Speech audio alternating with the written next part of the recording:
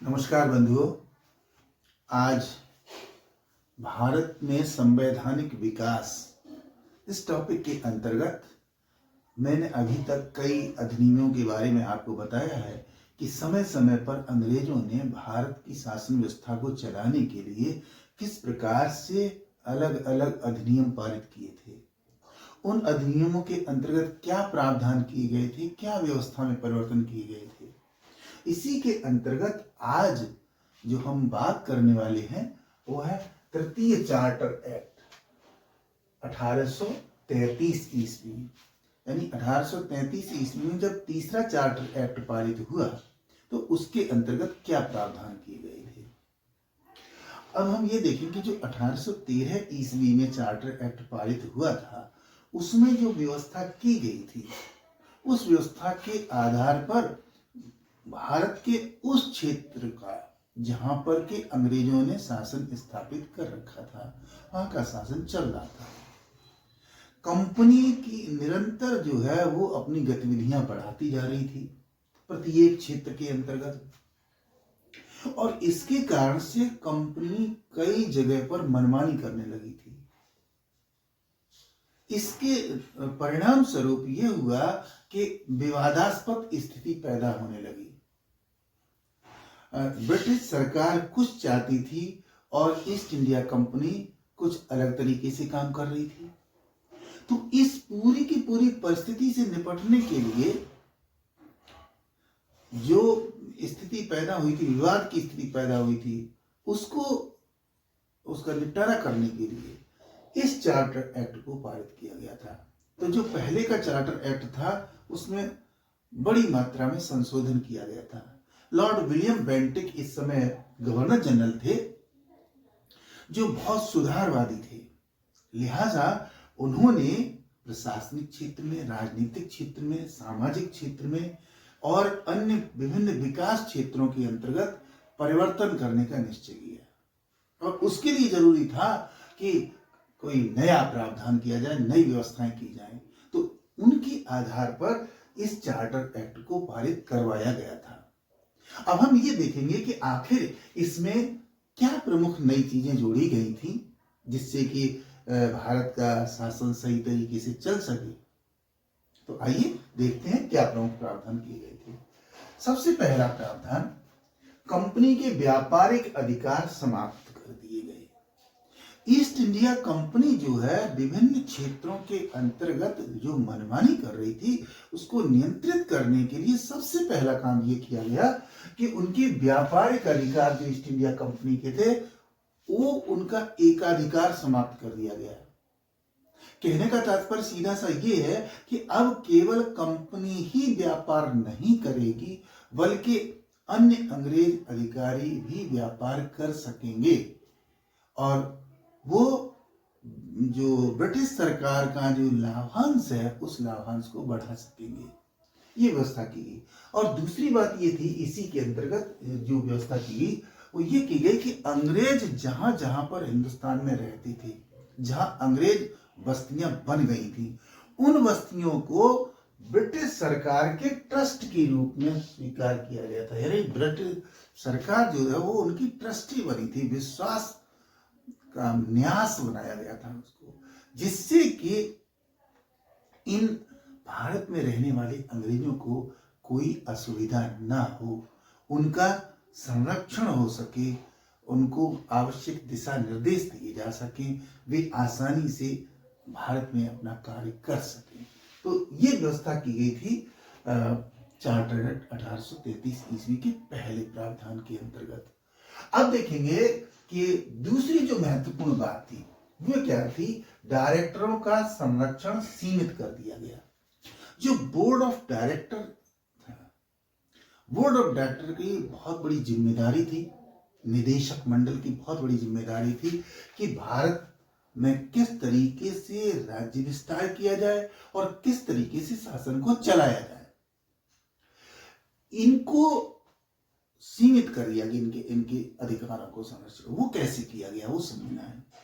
1806 ईस्वी के अंतर्गत एक कॉलेज की स्थापना हुई थी जिसको हैलीबरी कॉलेज कहा गया था।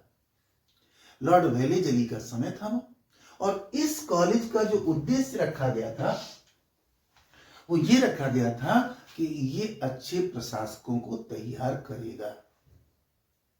और इसी में क्या था कि इस कॉलेज में जो प्रवेश होते थे उनकी संख्या दुगनी कर दी गई और उन विद्यार्थियों, उन शिक्षार्थियों में से जो परिणाम आते थे तो जो श्रेष्ठ अंक प्राप्त करने वाले लोग थे उनको प्रशासक मंडल में नियुक्त किया जाता था और उन्हीं में से बोर्ड ऑफ डायरेक्टर के मेंबर नियुक्त किए जाते थे। तो जो संख्या पहले आधी थी उस संख्या को दुगना कर दिया गया ताकि और अच्छे प्रशासक मिल सके, कंपटीशन और ज्यादा हो सके।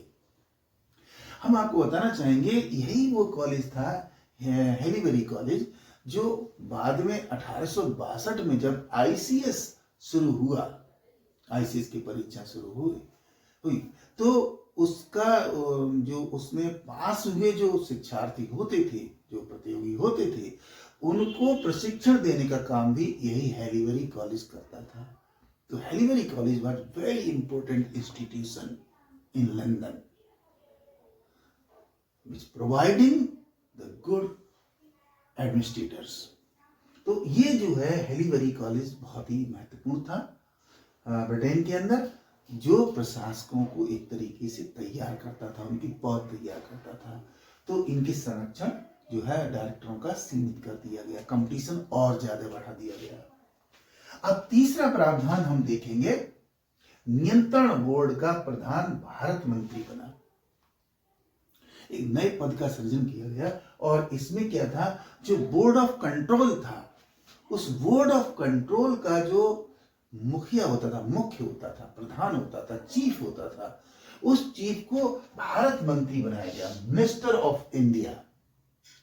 और इसका मतलब क्या था, मतलब ये था कि भारत में जो कुछ भी राजनीतिक और प्रशासनिक घटनाएं घटित हो रही हैं, जो ईस्ट इंडिया कंपनी जो भी गतिविधियां कर रही है और जो भी व्यापारिक स्थिति है, उस सब का ब्यौरा तैयार करेगा और तैयार करने के बाद प्रतिवर्ष वो उसकी रिपोर्ट जो है ब्रिटिश संसद में प्रस्तुत करेगा। ब्रिटिश संसद जो है वो आवश्यक कानून का निर्माण करेगी, निर्देशित करेगी भारत मंत्री को और उनके आधार पर भारत में शासन चलाया जाएगा। तो इस तरीके से ये भारत मंत्री जो पद बनाया गया, ये बड़ी जिम्मेदारी का पद था जिसकी भारत में पूरा निगरानी करना था और उसके बाद रिपोर्ट तैयार करना था और ब्रिटिश सरकार के समक्ष प्रस्तुत करना था। अगली बात देखेंगे, बंगाल का गवर्नर जनरल भारत का गवर्नर जनरल बना। अभी तो 3 प्रेसिडेंसी थी, यद्यपि बाद में एक चौथी प्रेसिडेंसी और बनाई गई थी।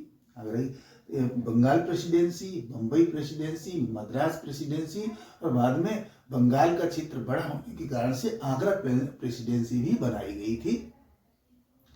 तो इनके जो गवर्नर होते थे वो गवर्नर अधीन रहते थे बंगाल के गवर्नर जनरल के अंतर्गत। तो बंगाल का जो गवर्नर जनरल था वो एक तरीके से ज्यादा शक्तिशाली था और उसके अधिकारों को और अधिक बढ़ा दिया गया और उसे अब भारत का गवर्नर जनरल कहा गया।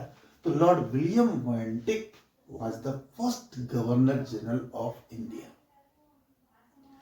इनको पहला ये पद प्राप्त हुआ जो भारत का गवर्नर जनरल कहलाया और जिम्मेदारी भी ज्यादा बढ़ा दी गई, क्योंकि अब जो ब्रिटिश क्षेत्र था भारत के अंदर, जो ईस्ट इंडिया कंपनी ने जीता था, उस पूरे के पूरे क्षेत्र का शासन चलाना, उसकी निगरानी करना और आवश्यक कदम उठाना, ये गवर्नर जनरल का काम दिया गया। तो गवर्नर जनरल इस तरीके से ज्यादा शक्तिशाली हो गया।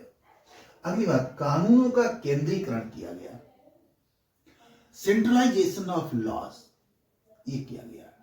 इसका मतलब क्या था कि जो 2 स्तरीय सरकार थी, एक प्रांतीय सरकार और केंद्रीय सरकार, तो कानून बनाने के सारे अधिकार केंद्रीय सरकार को प्राप्त हुए और जो प्रांतीय सरकार को अर्थात जो बम्बई प्रेसिडेंसी को या मद्रास प्रेसिडेंसी को जो इससे पहले कानून बनाने के अधिकार थे उनको वापस ले लिया गया और वो अधिकार केंद्रीय स्तर पर दे दिए गए। इससे ये सुविधा हुई कि केंद्र को पता होता था केंद्र को कि हमने क्या कानून बनाए हैं और वो किस तरह लागू होने चाहिए, क्योंकि इससे पहले स्थिति ये थी कि बहुत सारे ऐसे कानून थे जिनके बारे में केंद्र को पता ही नहीं होता था और वो राज्यों में लागू रहते थे और उनके परिणाम ऐसे होते थे जो कि उपयुक्त नहीं थे। लिहाजा अब कानून का केंद्रीकरण कर दिया गया। अगला जो था वो गवर्नर जनरल की कार्यकारिणी में कानूनी सदस्य की वृद्धि कर दी गई। जो गवर्नर जनरल था उसकी कार्यकारिणी जो पहले 3 सदस्य होते थे उसकी जगह पर 1 सदस्य और बढ़ा दिया गया और वो कहलाया कानूनी सदस्य, लॉ मेंबर। लॉ मेंबर इसका मतलब क्या था कि वो कानूनी परामर्श देगा, कानूनी व्यवस्था को देखेगा, गवर्नर जनरल को उसके बारे में परामर्श देगा और आवश्यक कानून के निर्माण के लिए वो प्रस्ताव तैयार करवाएगा। तो इस तरीके से अगर देखा जाए तो जो काउंसिल थी, एग्जीक्यूटिव काउंसिल थी जो गवर्नर जनरल की, वो अब कानूनी तौर से थोड़ी ज्यादा सशक्त हो गई। क्यों? क्योंकि उसको एक तो कानून केंद्रीय स्तर पर कानून बनाने का अधिकार मिल गया कि वो सबके लिए कानून बनाएगा, पूरे क्षेत्र के लिए बनाएगा, चाहे कोई भी प्रेसिडेंसी हो। और दूसरे उसको एक कानूनी सदस्य मिल गया जो इस पूरे के पूरे काम की निगरानी करेगा। अगली बात देखिए, मद्रास और बंबई की काउंसिल के सदस्यों की संख्या घटा दी गई।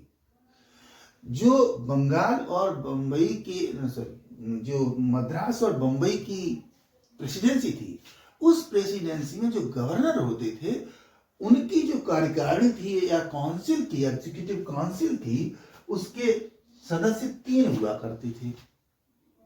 तो उनकी सदस्य संख्या घटा करके 2 कर दी गई। अर्थात जो प्रोविंशियल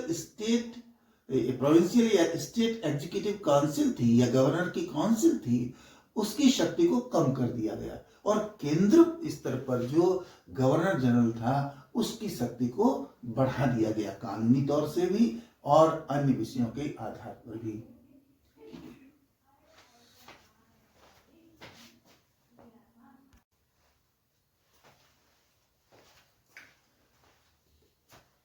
अगला जो प्रावधान था 1833 ईस्वी के चार्टर अधिनियम का, वो था कि प्रेसिडेंसी की सेना पर केंद्र का नियंत्रण। जो गवर्नर जनरल था बनाया गया था उसको विशेषाधिकार दिया गया था, बहुत अधिक अधिकार दिए गए थे और उसमें ये था कि जो प्रांतीय सेना थी, जो बंबई प्रेसिडेंसी की सेना थी, जो मद्रास प्रेसिडेंसी की सेना थी या जो बंगाल प्रेसिडेंसी की सेना थी, वो सेना रखने का तो अधिकार उनको दिया गया, लेकिन उस सेना को नियंत्रित करने का अधिकार जो था वो केंद्र को प्राप्त हुआ। केंद्र का मतलब है गवर्नर जनरल को प्राप्त हुआ, यानी गवर्नर जनरल किसी भी प्रेसिडेंसी की सेना का उपयोग वो ब्रिटिश हित में कर सकता है और वहां की जो सेना होगी वो एक तरीके से उस पर 2 लोगों का नियंत्रण होगा। एक तो प्रेसिडेंशियल गवर्नमेंट का नियंत्रण होगा, वो अपने हित के लिए उपयोग में लाएगी और यदि जरूरत पड़ी तो केंद्र जो है वो उसे अपने उपयोग में लाएगा और जब प्रांत उस सेना का उपयोग करेगा तो उसकी सूचना उसे केंद्र को देनी होगी, अर्थात गवर्नर जनरल को देनी होगी, जिससे कि कोई भी प्रेसिडेंसी ऐसा कदम न उठाए जिसकी जानकारी गवर्नर जनरल को ना हो। तो ये व्यवस्था की गई। अगली बात, एक विधि आयोग की नियुक्ति की गई। इधर विधि आयोग की व्यवस्था पहले भी की गई थी, लेकिन अब बहुत आवश्यक हो गया था कि वो विधि आयोग बनाया जाए। तो लॉर्ड मैकाले की अध्यक्षता में विधि आयोग बनाया गया था और उसको काम ये सौंपा गया था कि वो कोडिफिकेशन ऑफ लॉ करे, यानी कि जो कानून बनाए जाए उनको बराबर उनका कोडिफिकेशन होना चाहिए कानूनी संहिता बने, दंड संहिता बने, जिससे कि व्यवस्था सही तरीके से चल सके और उसको जस्टिस प्रदान करने के लिए आवश्यक समय पर कोर्ट किया जा सके, यानी उसकी दलील दी जा सके। तो इसलिए ये बहुत महत्वपूर्ण कार्य किया गया था। विधि आयोग बनाया गया। वो विधि आयोग पूरा कानूनी अध्ययन करता था, परिस्थितियों के अनुसार कानून बनाने के लिए परामर्श देता था सरकार को, और फिर उनका कोडिफिकेशन करता था, विधि संहिता निर्माण, कोडिफिकेशन ऑफ लॉ करता था। ये जो व्यवस्था की गई थी वो चार्टर एक्ट की 53वीं जो धारा थी उसके आधार पर ये व्यवस्था की गई थी। अब देखेंगे अगली बात जो की गई थी वो ये थी कि जो ब्रिटिश सरकार जो कुछ भी कर रही है, यानी जो भारत में अंग्रेजों के अधिकार में क्षेत्र है, वहां के लोगों को सरकारी सेवा में आने के लिए किसी भी तरीके से धर्म, जाति, स्थान या वर्ण के आधार पर उनमें भेदभाव नहीं किया जाएगा। हम आपको बताना चाहेंगे कि 1813 ईस्वी में जो चार्टर एक्ट पारित हुआ था उसके आधार पर 1 लाख रुपए की ग्रांट दी गई थी भारत में शिक्षा व्यवस्था करने के लिए। और जो शिक्षा व्यवस्था की गई थी, जो विद्यालय खोले गए थे, वहां पर यह था कि वहां भारतीय भाषाओं के साथ साथ अंग्रेजी भी पढ़ाई जाएगी। और अंग्रेजों का उद्देश्य ये था कि ये जो भारत के लोग पढ़ लिख के तैयार होंगे, ये लोग हमारी प्रशासन करने में मदद करेंगे। अब जब उनकी भर्ती की व्यवस्था की गई तो 1833 के चार्टर एक्ट में ये कर दिया गया कि किसी भी तरीके से उनके साथ भेदभाव नहीं किया जाएगा। जैसे ये व्यवस्था इसलिए करनी पड़ी अंग्रेजों को क्योंकि इससे पहले जो है हिंदुस्तान के अंतर्गत जो व्यवस्था थी, चाहे वो हिंदुओं की व्यवस्था हो, मुस्लिमों की व्यवस्था हो या किसी तरीके की व्यवस्था हो, चाहे राजा हो, नवाब हो, नरेश हो, कोई भी हो, वहां सबके यहाँ पर जो है ये भेदभाव वाली स्थिति चल रही थी। इसलिए इन्होंने कहा कि हम इस स्थिति को नहीं अपनाएंगे, हमें तो जो योग्य व्यक्ति मिलेगा प्रशासन चलाने के लिए हम उसकी भर्ती करेंगे। तो ये जो व्यवस्था की गई थी, ये 87वीं धारा जो बहुत ही महत्वपूर्ण धारा थी उसके आधार पर की गई थी। अब देखेंगे यूरोपीय लोगों को भारत में बसने का अधिकार दिया गया, यानी कि जो यूरोपियंस भारत में आएंगे उनको आने का अधिकार दिया गया। साथ में भारत में यदि वो बसना चाहे तो बस सकते हैं, लेकिन एक शर्त लगाई गई और वो शर्त ये थी कि उन्हें अपना रजिस्ट्रेशन करवाना होगा, पंजीकरण करवाना होगा। इसके 2 उद्देश्य थे। पहला उद्देश्य तो ये था कि यूरोपियन लोगों का हित संरक्षित रहेगा। अगर उनका रजिस्ट्रेशन होगा तो सरकार को ये पता रहेगा कि उनके कितने लोग कहां पर रह रहे हैं, तो उनको आसानी से लाभ पहुंचाया जा सकेगा। एक बात ये थी। दूसरी बात ये थी कि उन्हें संख्या का पता रहेगा कि कितने यूरोपियंस भारत में रह रहे हैं और कितने और संख्या बढ़ानी चाहिए या घटानी चाहिए, कैसे नियंत्रण करना चाहिए, इसके लिए ये व्यवस्था की गई थी। अगली बात थी बंबई, मद्रास और कलकत्ता में बिशपों की नियुक्ति की गई। जो ईसाई मिशनरियां हिंदुस्तान आई थी समय समय पर, उन्होंने ईसाईयत का प्रचार और प्रसार शुरू कर दिया था। कई स्थानों पर चर्च बन चुके थे। तो अब आवश्यकता थी उन चर्चों की जो धार्मिक व्यवस्था थी वो व्यवस्था सही तरीके से चल सके।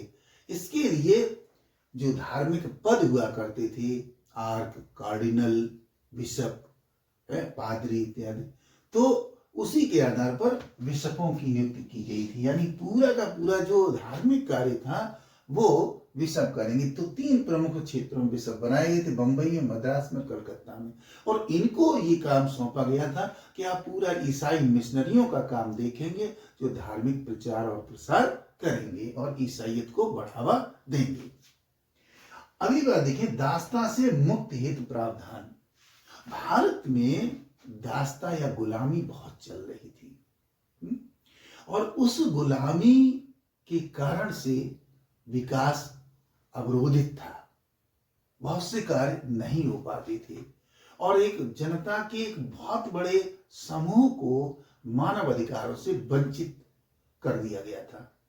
अंग्रेजों ने उस स्थिति को देखा और उन्होंने कदम उठाया कि ये गुलामी व्यवस्था जो है वो उसको नियंत्रित किया जाए और उसके लिए व्यवस्था की गई कि इस गुलामी को नियंत्रित किया जाए, इसको रोक लगाया जाए, कानूनी तौर पर इसको अवैध माना जाए और यदि कोई ऐसा करता है तो उससे दंडित किया जाए। ये व्यवस्था की गई थी 1833 के अधिनियम के अंतर्गत।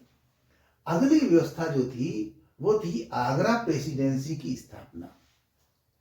ये माना गया कि जो बंगाल प्रेसिडेंसी है उसका क्षेत्र बहुत विशाल है, लिहाजा वो एक अलग प्रेसिडेंसी होनी चाहिए और उसके लिए एक अलग गवर्नर होना चाहिए और गवर्नर की काउंसिल होनी चाहिए, पूरी की पूरी व्यवस्था हो जिससे कि सही तरीके से शासन चल सके। ये व्यवस्था की गई, लेकिन जब ये व्यवस्था चली आगे तो इसमें बहुत सारी दिक्कतें आई, बहुत सारी कमियां पैदा हुई, उजागर हुई, असंतुलन हो गया शासन संचालन में।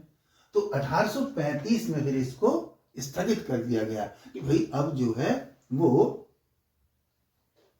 आगरा प्रेसिडेंसी कोई अलग प्रेसिडेंसी नहीं होगी, बल्कि इस जो क्षेत्र है, इस पश्चिमी क्षेत्र को, इस क्षेत्र को अलग से एक गवर्नर दिया जाए, उपराज्यपाल दिया जाए। तो एक डिप्टी गवर्नर की नियुक्ति की गई कि भाई ये डिप्टी गवर्नर है वो इस क्षेत्र का प्रशासन देखेगा, अलग प्रेसिडेंसी की कोई आवश्यकता नहीं है।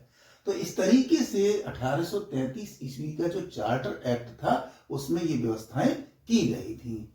आपको मैंने ये जानकारी पहुंचाई है, उम्मीद करता हूं जानकारी आपको अच्छी लगी होगी। अगर अच्छी लगी है तो वीडियो को लाइक और शेयर करना मत भूलिए और हाँ, यदि आपने अभी तक हमारा चैनल सब्सक्राइब नहीं किया है तो सब्सक्राइब जरूर कर लीजिए। अध्ययन करते रहिए। Good luck. Thank you very much.